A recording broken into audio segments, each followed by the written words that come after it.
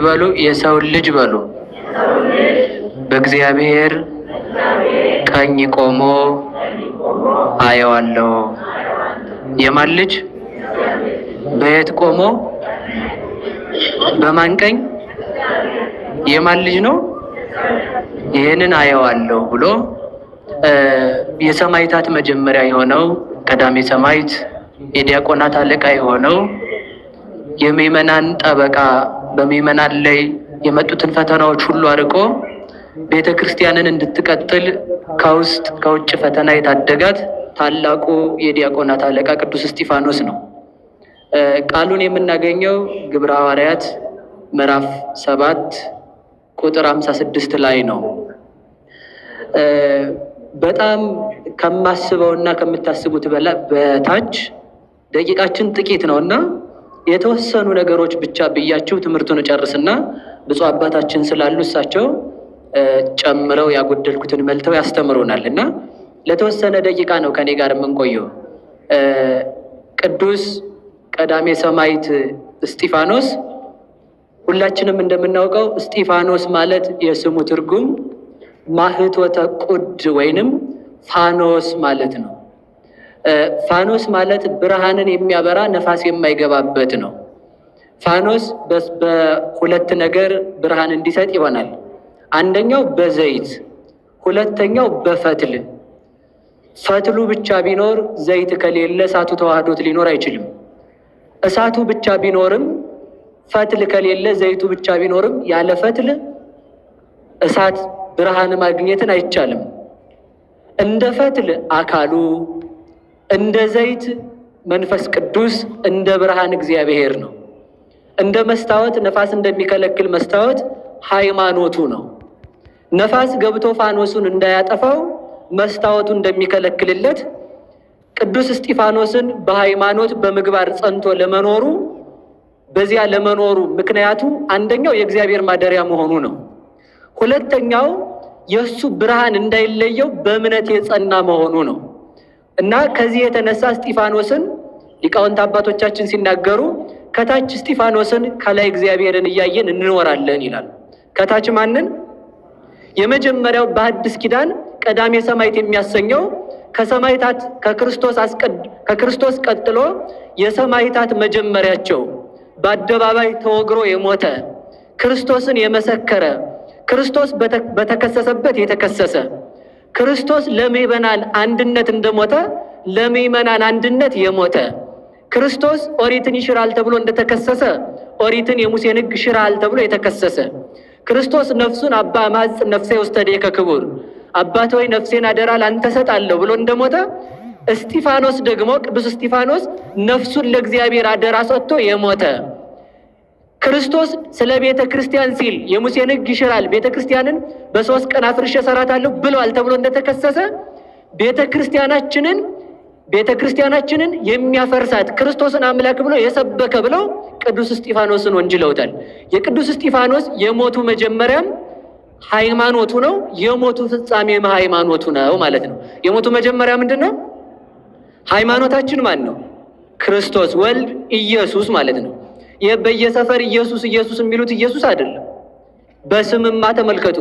በስም ከሆነማ በመምሰልማ ክንፍ በመኖር ከሆነ ዝንብም ትበራለች፣ የንብ ምግባር የላትም እንጂ። ክንፍ በመኖር ከሆነማ አሞራም ክንፍ አለው፣ የንስርን ያህል አይበርም እንጂ። ስም ተገልብጦ ነው የውሃ እናት የሚል ስም የያዘችው። ውሃው ከሌለ የማትኖር የውሃ እናት ተብላ ተጠርታለች። ይሄ ኢየሱስ እያሉ የሚጠሩት የልብ ወለድ ፈጠራቸው ነው። ኢየሱስ ማን ነው ከተባለ የእግዚአብሔር የባህሪ ልጁ ነው። ኢየሱስ ማን ነው ከተባለ አምላክ ወልድ አምላክ ነው። ኢየሱስ ማን ነው ከተባለ ዓለምን ያዳነ የዓለም ቤዛ ነው። ኢየሱስ ማን ነው ከተባለ የሚከራከርልን መምህራችን ነው። ወመምህር ዘይትቃወም ለነ የሚከራከርልን መምህራችን፣ በሃይማኖት የጠራን ዘየአሲ ወደ ሃይማኖት የጠራን ተወካፊ፣ በሃይማኖት የተቀበለን ዘየአሲ ወደ መከራ የጠራን ተወካፊ፣ መከራውን ስንቀበል መከራዬን ተቀበላችሁልኝ ብሎ የሚሸልመን። ወመምህር ዘይትቃወም ለነ በአላውያን በካህዲያን በመናፍቃን ፊት ቅዱስ እስጢፋኖስ አድሮ አይሁድን፣ በሰለስቱ ምዕት አድሮ አርዮስን፣ በ150 ሊቃውንት አድሮ መቅዶኔዎስን፣ እስከ ዕለተ ምጽአት በሚነሱ ጳጳሳት፣ ሊቃውንት፣ መምህራን፣ ካህናት፣ ዲያቆናት አድሮ እስከ ዕለተ ምጽአት ድረስ የሚነሱ መናፍቃንን የሚረታልን መምህራችን ነው። ራሱ መምህራችን የሆነልን አምላካችን ስሙ የተመሰገነ ይሁን። ነሳ ብቻ ትንሽ አንስቼ ትምህርቴን ልጠቅልለው። የመጀመሪያው ቅዱስ እስጢፋኖስ የተከሰሰበት ምክንያት ዛሬ እረፍቱ ነው። ሁላችሁም እንደምታውቁት የተከሰሰበት የመጀመሪያው ምክንያት የሙሴን ሕግ ይሽራል የሚል ነው። የማንን ሕግ ነገር? ሁላችሁም በጣም ይቅር በሉኝ። የቅዱስ እስጢፋኖስን አሿሿሙን ማወቅ አለብን አንድ ጊዜ አይደል? ቅዱስ እስጢፋኖስ ሐዋርያት ይኸውላችሁ በደንብ ስሙ። የምዕመናን ፈተና ምንድን ነው ቢባል አንድነት ማጣት ነው። ምን ማጣት ነው? ምንድን ነው? እስራኤል ማን ነው? ሐዋርያት ሲያስተምሩ ምዕመናን በዙ። ምዕመናን ሲበዙ ከአረማውያንም ከእስራኤላውያንም ተመልከቱ፣ ቤተ ክርስቲያን ሁሉንም አትጸየፍም። ከአምልኮ ጣዖት የመጣውንም እግዚአብሔርን ሲያመልክ በኦሪት የኖረም ቢሆን ሁለቱንም አንድ አድርጋ ነው የምትይዘው። ሁሉንም ስለማትጸየፍ ሁሉንም ተቀብላ ሁሉንም ማስተምራ ንጹሕ አድርጋ ባለችበት ሰዓት አንድ ነገር መካከል ላይ ገባ። ሁሉም ወደ ሐዋርያት ይመጣሉ፣ ሀብታቸውን ይሰጣሉ ለሐዋርያት። ሐዋርያትም ያንን ሀብት ተቀብለው ለምዕመናን እኩል ያስተዳድሩ ነበረ። በዚህ የተነሳ ሐዋርያት ለመንፈሳዊ ነገር ይፋጠናሉና ምዕመናኑ ለሁሉም ማስተናጋጅ ሆኖ አይዘልቁትም። ከዛ የተነሳ እስራኤል እዛ የተሰበሰቡት ክርስቲያኖች መነቃቀብ ያሉ የእኛ ዘመዶች አልበሉም፣ የእኛ ዘመዶች አልበሉም። ሆድ ነው ማለት የሚያጠፋው ሆድ ብዙ ነገር አሰብቷል። እውነቴን ነው። ሆድ ያመጣው ነገር መጥፎ። ከዛ በዚህ የተነሳ በሆድ የተነሳ ሲከፋፈሉ የሴቶች ነቀፋ ደግሞ ላይ ይላሉ ሊቃውንት። ምንም እስራኤላውያን እንደምታውቋቸው ቤተ እግዚአብሔር ውለው ይበላሉ። ከአሕዛብ የመጡት ደግሞ ምግብ እያሳመሩ ይበላሉ። ሁለቱ መስተዳደር ዝም ብለሽ ሄደሽ ቤተ ክርስቲያን ስትክበሰበሽ ተወያለሽ ይሏቸዋል። ቤተ ክርስቲያን የሚውሉትን እነዚያ ደግሞ ቀድሞ ስለሆዳችሁ ከሆነ ለምን ተጠመቃችሁ ይሏቸው ጀመር። በዚህ የተነሳ ነቀፋው እየበዛ ምዕመናኑ መጣላት ሲጀምሩ ምን አሉ መሰላቸው ሐዋርያት? እኛ የተሾምነው ለሆድ ልናገለግል አይደለም አሉ። እስኪ በሉ እኛ የተሾምነው በሉ ለሆድ ምን ልንል አይደለም። ቤተ ክርስቲያን ዓላማዋን ሳተች የሚባለው ቤተ ክርስቲያን አትስትም እንጂ ለሆድ የሚያገለግሉ አገልጋዮች ሲገቡባት ነው። ለሆድ ብለው መምህር የሚሆኑ፣ ለሆድ ብለው ካህን የሚሆኑ፣ ለሆድ ብለው ሰባኪ የሚሆኑ ሰዎች ሲመጡ ቤተ ክርስቲያን ዓላማዋን ትስታለች። ቤተ ክርስቲያን ዓላማዋን ትስታለች ያልኳችሁ እዚህ ጋር ያለችውን ነው ያልኩት እንጂ ቤተ ክርስቲያን የምትባለው የማህበረ መላእክትና የደቂቀ አዳም አንድነት ስለሆነ ከዛ ውስጥ ተቆርጠው እነዛ ሰዎች ይወጣሉ ነው። ቤተ ክርስቲያን አትስትም። የማትስተው ቤተ ክርስቲያን ልጆች ያደረገን እግዚአብሔር ይመስገን። ይሄን ካልኳችሁ ልመልሳችሁ ወደ ነገሬ። ከዚያ በኋላ ይናሉና ሰው ምረጡ እንሹምላችሁ አሏቸው። 7 ዲያቆናት ተመረጡ። ከነዚያ መካከል ቅዱስ እስጢፋኖስ አንዱ ነው። ከዚህም በኋላ ቅዱስ እስጢፋኖስ መንፈስ ቅዱስ ያደረበት እስራኤልን የሚመራ ሆነ። ልብ ብላችሁ ስሙ። በሆድ የተጀመረ ጥቂት ነገር አድጎ ሀገር መክፈሉ አይቀርም። በሆድ የተጀመረ ነገር። ከዚያም በኋላ እስጢፋኖስ ገባና ያንን ሰይጣን በሆድ ምክንያት ያመጣውን የክርስቶስን ማህበር መክፈል ጸጥ አደረገው። ከዚያም አልፎ መንፈስ ቅዱስ አድሮበት ነበርና እስራኤልን በቀና እስራኤል ዘነፍስ ምዕመናንን ክርስቲያኖችን በቀና እያስተዳደረ ከቆየ በኋላ ልብ በሉ መንፈስ ቅዱስ ስላደረበት ታላላቅ ታምራትን እያደረገ እስራኤልን መጠበቅ ያዘ ይላል። ማንን መጠበቅ ያዘ? እስራኤል ዘነፍስ ክርስቲያኖችን ማለት ነው። ከዚያ በዚህ የተነሳ ናኦስ የሚባል አንድ ጠንቋይ ነበረ። ይሄ ጠንቋይ ምዕመናንን የሚያስት ነው። በነገራችሁ ላይ አንድ ነገር ልንገራችሁ። ሻሽ የጠመጠመ ሲያዩ መናፍቃኑ ደብተራ ይላሉ። ደብተራ ማለት ድንኳን ማለት ነው። ጠንቋይ ማለት ያልተማረ ሰውም ችግር አለ እንደ ልቡ ቢናገራል። እንደ ልቡ ናቸው እነሱ ማለት ነው። ደብተራ ማለት ቃሉ ሲፈታ ድንኳን ማለት ነው። ደብተራ የምትባል እመቤታችን ድንኳን ማለታችን ነው። ደብተራ የሚባል የሙሴ ድንኳን ነው። ስለዚህ ልብ በሉና ስሙ። ቤተ ክርስቲያን ጠንቋይ የላትም። ቤተ ክርስቲያን ጥንቁልናን አትሰብክም። ቤተ ክርስቲያን ከጠንቋዮች ጋር እየተዋጋች ኖራለች እንጂ ቀድሞም ተዋግታለች፣ ዛሬም ትዋጋለች። ስለዚህ ልብ በሉ ታምራትን ሲያደርጉ እነሱ በጥንቁልና ስለሚያደርጉ እናውቃቸዋለን እኮ። በሃይላንድ ውሃ እየሞሉ ሃይላንዱ አፍ ላይ ቀለም ቀብተው ውሃውን ወደ ደምነት ቀየርን እያሉ ሰውን ሲያንጋጉት ነበር ሰሞኑን። እነሱ ናቸው እንደዚያ የሚያደርጉት። እግራቸው ላይ ቀይ ስር እየቀቡ ቀይ ደም እያረጉ ይኸው ከደሙ ኢየሱስ ፈወሰ እያሉ ሽባ እየመሰሉ እየሮጡ ሰውን የሚበሉ እነሱ ናቸው ጠንቋዮች ማለት ነው። ቤተክርስቲያን ጠንቋይ አይደለችም። የእሷ ልጆች ያደረገን እግዚአብሔር ይመስገን። ስለዚህ ተመልከቱ፣ ቆዩ ትምህርት እንዳያቋርጥ ቆዩ እና ስለዚህ ተመልከቱ፣ እንደዚያ እያደረገ ታምራትን አደረገ። ምዕመናንን በአንድነት ጠበቃቸው። እግዚአብሔር የምን አምላክ ስለሆነ የአንድነት አምላክ። እስኪ በሉ የአንድነት አምላክ በሉ። በአንድነት እንድንኖር መድኃኔዓለም ይርዳን። በአንድነት ያልኖረን ሰው እግዚአብሔር አያውቀው። ከአካል ሊተርፍ የሚችለው ማን ነው? ራአውን ለተመልከቱ። አካል መናናቅ ከጀመረ ከሰረ። አይን ቅንድብን ከናቀች ከሰረች። ጉድፍ ቢመጣ ማን ይጋርድላታል? አይን ተመልከቱ። አፍንጫ ደግሞ አይንን ከናቀ ተመልከቱ፣ ጅብ ቢመጣ ማን ያይለታል? ጥርስ ተመልከቱ። እዛ ጋር ዝም ብለህ ተጎልተህ ብሎ አይንን ቢንቅ አይን ካላየ ጥርሱን የሚያረግፍ ራሱን የሚያረግፍ ድንጋይ ቢመጣ ማን ያድነዋል? አይን እጅን ከናቀች ተመልከቱ። እኔ እዚህ ላይ አይን ጥርስ አሁን ተመልከቱ። እጅ አንቺ እዛ ውስጥ ተጎልተሽ እኔ መከራዬን እያየሁ ብትልጅ አይን ካላየ እጅን የሚሰብራትን ነገር ማን ያይላታል? በአንድነትስ ካልኖሩ ሊያተርፍ የሚችለው ማን ነው? አይን ተመልከቱ እግርን ከሰደበች፣ እግር አይንን ከሰደበች፣ አፍንጫ ጆሮን ከሰደበ፣ ጆሮ ምላስን ከሰደበ፣ ምላስ ፀጉርን ከሰደበ ማን ነው ሊያመልጥ የሚችለው? ጅብ ይመጣ። አይን ብቻዬን እሄዳለሁ ብትል ሳር ያፈርጣታል። እግር ብቻዬን እንቀረፍፋለሁ ቢል አንዱ እንጨት ነው ብሎ ሊማግደው ይችላል። ጆሮ ተመልከቱ ሳይሰማ ምን አገባኝ ቢል አይን እኔ እየሰማው ነው እንጂ መከራዬን እንግዲህ ከዚህ በኋላ አልሰማም ቢል አይን ጆሮ ካልሰማኝም እተወዋለሁ ብትል ጆሮ ካልሰማ አይን ብቻዋን የምታመጣው ለውጥ የለም። ጅብ ቢመጣ ድምፁን ሰምቶ እንድትሮጥ የሚያደርጋት ጆሮ ነው። ስለዚህ እግዚአብሔር የህብረት አምላክ ነው። እስኪ በሉላችሁ እግዚአብሔር በሉ። የህብረት አምላክ ነው። ያለ ህብረት የሚኖር እኔ የእንትና ዘር እኔ የዚህ ሀገር ሰው እያለ የሚደሰኩር ሰው የእግዚአብሔርን መንግስት አያይም። ለምን? እግዚአብሔር የማህበር አምላክ ነው። እነዚህን አስማምቶ አንድ አድርጎ አኑሯል። ላይጠቅም የፈጠረው ፍጥረት የለም። ሁላችንም እንድንጠቅም እንድንተባበር መድኃኔዓለም ይርዳን። ከዚህ የተነሳ ተመልከቱ ያ ጠንቋይ እንደዛ እያለ ሲነሳ ቅዱስ እስጢፋኖስ በነበረበት ዘመን ነው። አንዱን ብቻ አንስቼላችሁ ልሂድ። ከዛ ምን አደረገ መሰላችሁ? ቅዱስ እስጢፋኖስ ታምራትን ሲያደርግ ጠንቋዩ ቀንቶ እኔም ታምር አደርጋለሁ አለ። ቅዱስ እስጢፋኖስ አይነ ስውር ሰው ነበር፣ አይኑን አበራለት። ሽባ ነበር፣ ተረተረው፣ እንዲሰራ አደረገው። ደንቆሮ ነበር፣ እንዲሰማ አደረገው። ይህን ሲያደርግ ተመልከቱ ያኛው ናኦስ የሚባለው ሰውዬ እሱ አይነ ስውር ነው ያበራ። እኔማ ደግሞ ይገርማቸዋል አይነ ስውር ማብራት ሳይሆን በሬውን ለሁለት ከፍለዋለሁ አለችው። ምኑን ለሁለት? በሬውን ሄዶ በጆሮ ቢለው ለሁለት ክፍል አለ። ሚዛን አምጥተው ቢመዝኑት ሁሉም እኩል ሆነ። ሰው ታምር ወዳጅ አይደል? ጎበዝ እንደው ኧረ ተው ጎበዝ ተው። በጣም እኮ ነው መንቃት ያለብህ። ጌታ ምንድን ነው ያለው?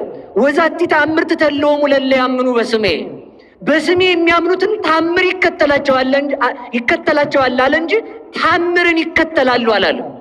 ክርስቲያን ታምርን ነው እንጂ የሚያስከትለው ታምር አይከተልም። እነንትን አዳራሽ እንዲህ ያለ ታምር ተደረገ፣ ክርስቲያን ታምር መች ይከተላል? ታምር በስሙ የሚያምኑትን ይከተላቸዋል። ስለዚህ ተመልከቱ ምን አለመሰላችሁ ህዝቡ፣ አረ ታምር የሚያደርግማ ናኦስ ነው እንጂ በናኦስ አምነናል ብሎ ህዝቡ ተሰብስቦ ቅዱስ እስጢፋኖስ እንዲያለው ናኦስ በሬውን የገደልከውን አስነሳዋል። አይቻለው ሰማይ ማጥፋት ይቻላል፣ ማዳን አይቻልም ጋር ስለዚህ አይሆንልኝ ሲለው እኔ ግን የገደልከውን አስነሳዋለሁ አለና በጌታዬ በመድኃኒቴ በኢየሱስ ክርስቶስ ስም ተነሳ አለው በሬው። ያ በሬ ተነስቶ ተመልከቱ በሰው ቃል ተጣርቶ ናኦስ ና ቅዱስ እስጢፋኖስ እየጠራ ነው ብሎ ናኦስን በቀንዱ እያባረረ ይዞት ሄደ። አሃ ቅዱስ እስጢፋኖስ በሬውን እንዲናገር አደረገው ሲባል ሊያምህ ነው አይደል? የበልዓም አህያ የተናገረችው የትኛው ትምህርት ቤት ገብታል? ከበለዓም አህያ በሬው ያንሳል? የበለዓምን አህያ ያናገረ በቅዱስ እስጢፋኖስ አድሮ በሬው እንዲናገር አደረገው። የዚህን ጊዜ የትክክለኛው አምላክ የቅዱስ እስጢፋኖስ ነው ብሎ ወደ እስጢፋኖስ መጡ። የዚያን ጊዜም ተመልከቱ፣ ሸምበቆ አቋምሽ ወዴት ነው ብትባል ነፋስን ጠይቁት አለቻሉ። የዚህ ዘመን አቋሙ ወደ ነፈሰበት ነው። ሁሉም ይነዳዋል ማለት ፖለቲካው ይነዳቸዋል፣ ዘር ይነዳቸዋል፣ ሆድ ይነዳናል፣ ስልጣን ይነዳናል። ጥቅም ፈላጊዎች ለጥቅማቸው ካባ ልብሰው ነው የሚመጡት። ጥቅም ብቻውን አይቆም። ስለዚህ ተመልከቱ፣ እየሰማችሁ ነው? ልጨርስ ነው። እሺ። ከዚያም በኋላ ምን አለ መሰላችሁ? የቅዱስ እስጢፋኖስ አምላክ ነው ትክክለኛው ብለው ሲመጡ ተመልከቱ፣ ቶሎ ጉዴ ሳይገለጥ ወደ ሰማይ ላርግ ነው ልበላል። ከዛ በኋላ ህዝቡን ሰበሰበና አንተ እንዲህ አይነት ነው ስራ፣ አንተ እንዲህ ያለብህ እያለ እንግዲህ እንደ ሰዎቹ ማለት ነው እንደዛ እየተናገረ አጋንንትን ይዛችሁ ውጡ ወደ ላይ አላቸው። ከዚያ ተመልከቱ፣ ሰው እኮ ሸምበቆ ነው። አሁን በቅዱስ እስጢፋኖስ አምላክ አምኖ ተመልሶ እንደገና አጋንንት ያን ሰውዬ ይዘውት ከፍ ሲሉ ረዳያ ሰውስ ማለት ናውስ አሉ። ተመልከቱ፣ ተመልሰው ማለት ነው። ታምር መከተል ማለት ነው። ታምር መከተል አያስፈልግም። ታምር ነው ክርስቲያንን የሚከተለው። ስለዚህ ተመልከቱ፣ እንደዛ ሲሉ ቅዱስ እስጢፋኖስ ዝም አለ። ኧረ አመለጠ እስጢፋኖስ አሉ። ተውት ከፍ ይበል እባካችሁ አላቸው። ከዚያ በኋላ በስመ አብ ወወልድ ወመንፈስ ቅዱስ አሐዱ አምላክ ሲል ናኦስን የያዙት አጋንንት ተሰብስበው ልም ሲሉ ናኦስ ወርዶ ተንቆጫቁጮ ሞተ ይላል። እንዲህ አድርጎት ምዕመናኑን አጸናቸው። የቅዱስ እስጢፋኖስ አምላክ ሁላችንን የሚያጽናን። ከዚያ በኋላ መጨረሻ ላይ ይህን ሰውዬም ቅዱስ እስጢፋኖስ ከሞት አስነስቶታል። ይህ ታምር የተሰጠው ነው። ከዚህም በኋላ ተመልከቱ፣ በዚህ የቀኑ አይሁድ ቅዱስ እስጢፋኖስን ከሰሱት። ምን አሉት? ንገሩኝ እንጂ በሞቴ ምን ብለው ነው የከሰሱት? የሙሴን ሕግ ይሽራል። በሞቴ አንድ ጊዜ በሉልኝ፣ የሙሴን ሕግ በሉ። አያችሁ ሰው ተንኮሉ። ሙሴን እኮ አያምኑበትም። ለጥቅማቸው ሲሆን ግን አሁን እንደ ዘረኛዎቹ እንደ ዘመናችን ዘረኛዎች ማለት ነው አንቀው የገደሏቸው እነሱ ናቸው። ደግሞ ህዝቡን ለማስነሳት የነገሌ ወገን ብለው ይጠቅሱልናል። እስኪ ተመልከቱ፣ ኢትዮጵያ እስከነ ሚኒስቴሮቿ ላትነሳ የተቀበረችበትን ዘመን አስታውሶ ኃይለሥላሴን ዘመን። ከዚያም ተመልከቱ ስንት ደጋግና ስንት ታላላቅ ነገስታትን የገደሏቸው የራሳችን ሰዎች ናቸው። እነሱን ገለው በእነሱ ስም ይፎክራሉ። እንደገና ለጥቅማቸው ሲፈልጉ ማለት ነው። ሙሴን አያምኑበትም፣ በሙሴ ስም ይፎክራሉ። የሙሴን ሕግ አፈረሰ አሉት። ቅዱስ እስጢፋኖስ ምን አላቸው መሰላችሁ? የሙሴን ሕግ ነው ያፈረስኩት አለና እንዲህ አላቸው፣ የአብርሃምን የይስሐቅ የያዕቆብ ልጆች ነን እያሉ ዘር እየቆጠሩ ተመኩ። አሃ ዘር በቆጠራ ከሆነ የአብርሃም ልጆች ከሆናችሁ የይስሐቅ የያዕቆብ የዮሴፍ ልጆች ከሆናችሁ ዮሴፍን የሸጣችሁት እናንተ አይደላችሁ አላቸው። የዮሴፍ ልጆች ነን ካሉ ዮሴፍን ለምን ሸጡት ነው? እየሰማችሁ? ከዚያ ምን አሉ? የሙሴ ሕግ ተሻረ አሉ። ተመልከቱ ሙሴን ተመልከቱ። ከሰማይ መና አውርዶ ኤርትራ ባህርን ቢከፍልላቸው ፈርዖን ቢመጣባቸው ሙሴን በድንጋይ ልትወግሩት የተነሳችሁ እናንተው አይደላችሁ አላቸው። ተመልከቱ የሙሴን ሕግ ሻረ ብለው ከሰው ሙሴን አያምኑበትም። የሙሴን ሕግ የምታምኑ ከሆነ ሙሴ ትንቢት የተናገረለትን ክርስቶስን ለምን አላመናችሁም አላቸው። እንደ የሙሴን ሕግ እናምናለን ማለት አያዋጣም። እየሰማችሁ ነው? ሁለተኛ ከዛ የሙሴን ሕግ የደብረ ሲናን ሕግ ሽሯል ሲሉት እንግዲያውስ እንደዚያ ከሆነ እናንተ ደጎች አይደላችሁ? ሙሴ በደብረ ሲና ጽላትን ሲቀበል ጣዖት አቁማችሁ የጠበቃችሁት እናንተ አይደላችሁ አላቸው። አያቸው በሙሴ መፎከር አይዋጣም። ሙሴን መውደድ ነው እንጂ መጀመሪያ ማለት ነው። ሙሴ ደብረ ሲና እንደቆየ ጣዖት አቁመው የጠበቁት እነሱ ናቸው። ሙሴን በድንጋይ ሊወግሩት ድንጋይ ያነሱ እነሱ ናቸው። ከዛም በኋላ ይህን አላቸው። ተመልከቱ አይ እኛስ የሙሴ ሕግ አለን ካሉት ደግሞ እየሰማችሁ ነው። ግብፅ ለእስራኤላዊው አግዞ ፍርድ በትክክል ቢፈርድላቸው ትናንት ግብፃዊውን እንደገደልክ እኔን ልትገለኝ ነው ያልክ እስራኤላዊ አይደለ አላቸው። በታሪክ ሞገታቸው። በዚህ አልችለው ሲሉ ተመልከቱ ሁለተኛ ምን አሉት መሰላችሁ? እየሰማችሁ ነው? ሁለተኛ ምን የሚል ተናገሩ መሰላችሁ? ቤተ መቅደስን ምን ይላል? ያፈርሳል ብለውት ነበር። ይህን ሲሉት ምን አላቸው መሰላችሁ? እግዚአብሔር አላቸው። ይህ ምዕራፍ 7ን ሙሉውን አንብቡት። ግብረ ሐዋርያት ምዕራፍ 7ን ለእግዚአብሔር ቤት ልትሰሩለት የምትችሉት የት ነው? ሰሎሞን ቤተ መቅደስን ቢሰራ ለእኔ ቤት ልትሰራ ትችላለህ ወይ ብሎታል። እግዚአብሔር በሁሉ የሚኖር አይደለም ወይ ብሎ ይሄን መለሰላቸው። ተመልከቱ። ሶስተኛ የመጨረሻ እየሰማችሁ ነው። ጣል ጣል አድርጌ ላንሳ። የመጨረሻው ምንድነው መሰላችሁ? እኛ የገደልነው ነገር የለም አሉ። ማንንም በማንም የማንንም ደም አላፈሰስንም ሲሉት እንዲህ አላቸው። ክርስቶስ ኢየሩሳሌም ኢየሩሳሌም እንተ ትቀትሎሙ ለነቢያት ወትዌግሮሙ ለሐዋርያት ሚመጣነ ኢየሩሳሌም ኢየሩሳሌም እንተ ትቀትልዮሙ ለነቢያት ወትዌግርዮሙ ለሐዋርያት ያ ሚመጣነ ፈቀድኩ አስተጋብኦሙ ለውሉድኪ ከመ እንተ ታስተጋብ ዶርሆ እጎልያ ታሕተ ክነፊሃ። ኢየሩሳሌም ዶሮ ጫጭቶቿን በክንፎቿ ሰብስባ እንደምትይዝ ልጆችሽን ሰብስቤ ልይዝ ወደድኩ። ነገር ግን ነቢያትን የወገርሻቸው የገደልሻቸው፣ ሐዋርያትን የምትወጋቸው የምትገላቸው፣ እኔንም የምትሰግድ አንቺ ነሽ።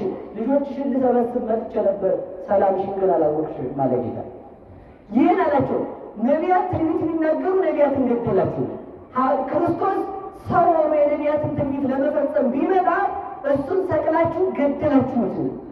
እንዲህ አላቸው። ከዚህም በኋላ ወናሩ ተመልከቱ ተለወ ሰማይ አለ። ወስደው ይህን በሙግት በሙግት ያፈሱላችሁ። አንዱ ወገን ይንገራል። ከአምስቱ ምኩራብ ተውጣጥተው መጥተው ነው እስጢፋኖስን የገጠሙት። ከስንት ቦታ? የአምስት ምኩራብ ሊቃውንት ናቸው መጥተው የገጠሙት። የአምስቱንም ምኩራብ ሊቃውንት በጥቅስ አፋቸውን አሳሳቸው። ታሪክ ጠቅሶ ይህን አፋቸውን ሲያሳሳቸው አይ ዝም ብለን እንግደለው አሉ። ሰው ሲሸነፍ ዝም ብለን እንግደለው። የፈሪ መሳሪያ በትር ዱላ ማለት ነው። ዱላ የፈሪ መሳሪያ ነው። ከዛም በኋላ ወስዶ ቅዱስ እስጢፋኖስን ሊገሉት አዳራሽ እንዳስቀመጡት ምን አለ መሰላችሁ? እንዲህ አለና ነገራቸው። እነሆ ሰማይ ተከፈተ። ክርስቶስን በመስበኩ ነበር ሊሰቅሉት የመጡ። እነሆ ሰማይ ተከፈተ። ከዛ በኋላ ምን አለ? ሰማይ ተከፍቶ በእግዚአብሔር ቀኝ ኢየሱስ ክርስቶስን ቆሞ አየሁት አለ። ሲሆን ሰማይ ተከፍቶ በሉ ክርስቶስ በአብ ቀኝ ቆሞ አየሁት። ስለ ሁለት ነገር ነው ሁላችሁም ደስ እንዲላችሁ የምፈልገው። አንደኛው ሁሉም ሰው ድንጋይ አንስቶበት ሳለ ሰማይ ተከፍቶ ክርስቶስ መታየቱ ለምንድን ነው ካላችሁ፣ በሌላ አነጋገር ክርስቶስ ተቀመጠ ይላል ዕብራውያን ምዕራፍ 1። አሁን ግን ለቅዱስ እስጢፋኖስ ሲታይ ግን ቆሞ ነው የታየው። ለምንድን ነው ይባል በዙሪያው ከተሰበሰቡት ይልቅ እኔ ካንተ ጋር ነኝ ማለት ነው። ሲሆን በዙሪያ ከተሰበሰቡት ይልቅ በሉ እኔ ከማን ጋር ነኝ? ካንተ ጋር ነኝ። የምድራዊ ሰራዊት ብታጣ በልዑል ዙፋኑ የታየው የእኔ ሰራዊት የአንተ ሰራዊት ናቸው ለማለት ይነገረው። ከዚህም በኋላ ቅዱስ እስጢፋኖስ የሰውን ልጅ በአብ ቀኝ ቆሞ አየሁት ሲላቸው ክርስቶስንም የሰቀሉት እግዚአብሔር አይደለም የዮሴፍ ልጅ ነው ብለው ነበር። ያንን ሲገልጥላቸው ምን አደረገ መሰላችሁ? መጨረሻ ላይ የሰውን ልጅ በአብ ቀኝ ቆሞ አየሁት ሲላቸው ድንጋይ አንስተው ቅዱስ እስጢፋኖስን በዛሬው ዕለት ወግረው ገደሉት። እሱም ከክርስቶስ ቀጥሎ ከሐዋርያት አስቀድሞ የሰማዕትነት አክሊልን ተቀበለ። 3 አክሊል ወረደለት። በዛሬው ዕለት ቅዱስ እስጢፋኖስ ክርስቶስን ሰብኮ ክርስቶስን መስክሮ ያረፈበት ዕለት ነው። ለዚህ ዕለት ያደረሰን አምላክ ስሙ የተመሰገነ ይሁን። ከቅዱስ እስጢፋኖስ ረድኤት በረከት ያሳትፈን። እንዲህ ካልኩ በጣም መስዋዕት ነገር ይቆዩ።